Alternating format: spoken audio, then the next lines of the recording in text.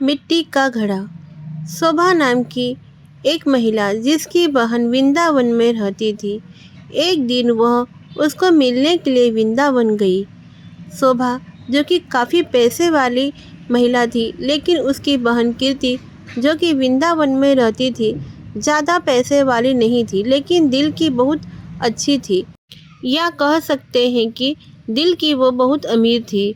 उसका पति मिट्टी के घड़े बनाने का काम करता था। शोभा काफ़ी सालों बाद अपनी बहन से मिलकर बहुत खुश हुई, लेकिन उसमें थोड़ा सा अपने पैसे को लेकर घमंड भी था।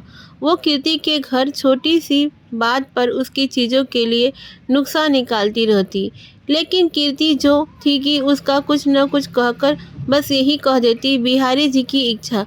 लेकिन शोभा हर बात में उसको नीचा दिखाने की कोशिश करती। कीर्ति ने अपनी तरफ से अपनी बहन की आवभगत में कोई कमी नहीं छोड़ी। उसने अपनी बहन का पूरा ख्याल रखा। उसने उसको वृंदावन के सारे मंदिर दर्शन करवाए और उनकी महिमा के बारे में बताया। शोभा ये दर्शन करके खुश तो बहुत हुई और उसने महिमा भी सुन ली, लेकिन उन सब चीज़ों में उसका ध्यान न था। बस दर्शन करके वापस आ गई। उसको वृंदावन में रहते हुए काफ़ी दिन हो गए। एक दिन वो अपनी बहन से बोली कि कीर्ति, अब बहुत दिन हो गए तेरे घर रहते हुए, अब मुझे अपने घर जाना चाहिए। तो कीर्ति थोड़ा उदास सी हो गई और बोली, कुछ दिन और रुक जाओ। शोभा बोली, काफ़ी दिन हो गए मुझे आए हुए। घर में मेरा पति और बच्चे अकेले हैं, उनको सास के सहारे छोड़ के आई हूँ। अब मैं कभी आऊँगी। जब शोभा वापस जाने लगी तो कीर्ति जो कि शोभा की बड़ी बहन थी, उसने छोटी बहन को उपहार स्वरूप मिट्टी का घड़ा दिया। घड़े को देखकर शोभा हैरान सी हो गई और मन में सोचने लगी, कोई उपहार में भी घड़ा देता है। लेकिन कीर्ति के बार बार आग्रह करने पर उसने अपने मन से घड़ा ले लिया। जब शोभा जाने लगी तो कीर्ति की आंखों में आंसू थे, लेकिन शोभा उससे नजरें चुराती हुई जल्दी जल्दी वहां से चली गई। सारे रास्ते शोभा यही सोचती रही कि घर जाकर अपनी सास पति को क्या बताऊंगी कि मेरी बड़ी बहन ने मुझे उपहार में स्वरूप घड़ा दिया है। बहुत लज्जा आ रही।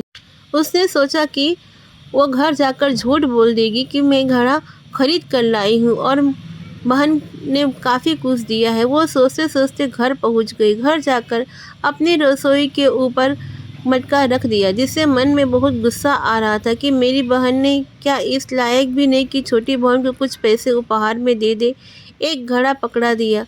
अब उसका अपने घर आए काफ़ी दिन हो गए। गर्मियों के दिन थे, तभी उसके गांव में पानी की बहुत दिक्कत होने लगी। कुएं में, नदियों में पानी सूख सा गया। उसके गांव के लोग दूर दूर पानी लेने के लिए जाया करते। पैसे होने के बावजूद भी शोभा को पानी की बहुत दिक्कत हो रही थी।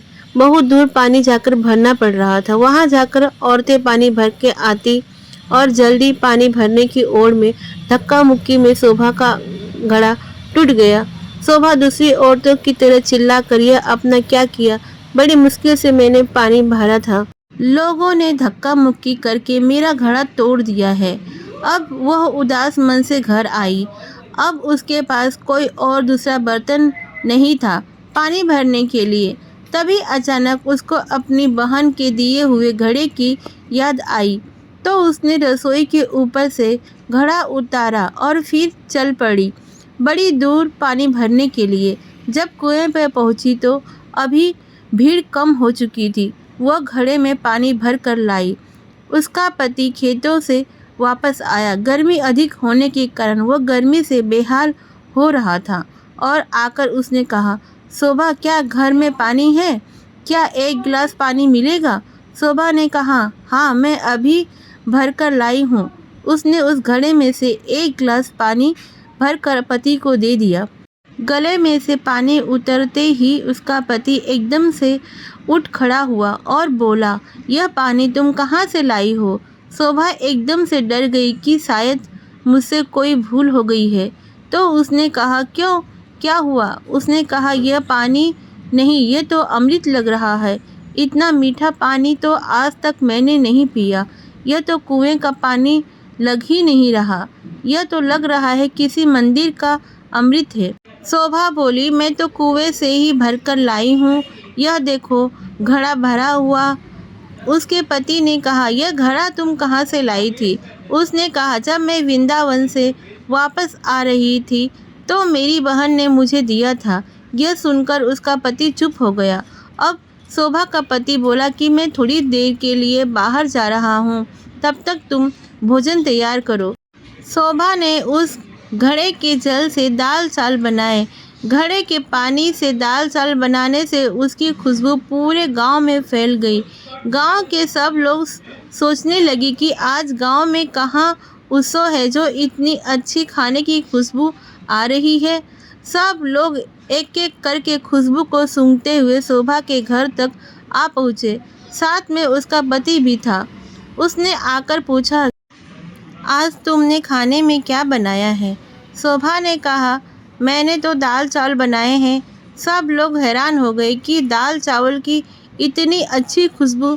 सब लोग शोभा का मुंह देखने लगे कि आज तो हम भी तेरे घर के दाल चावल खाकर जाएंगे। उसमें से किसी का मन नहीं किया और थोड़ी थोड़ी दाल चावल सबको दिए। दाल चावल खाकर सब लोग उसे कहने लगे, यह दाल चावल नहीं, ऐसा लग रहा है हम लोग अमृत चख रहे हैं। शोभा के पति ने कहा कि तुमने आज दाल चावल कैसे बनाए? शोभा ने कहा कि मैंने तो ये घड़े के जल से ही दाल चावल बनाए हैं। शोभा का पति बोला, तेरी बहन ने तो बहुत अच्छा उपहार दिया है। अगले दिन जब शोभा घड़ा भरने के लिए जाने लगी तो उसने देखा घड़ा तो पहले से ही भरा हुआ है। उसका जल वैसा का वैसा ही है जितना वो कल लाई थी।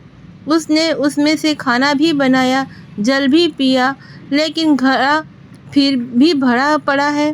शोभा एकदम से हैरान हो गई, यह कैसे हो गया?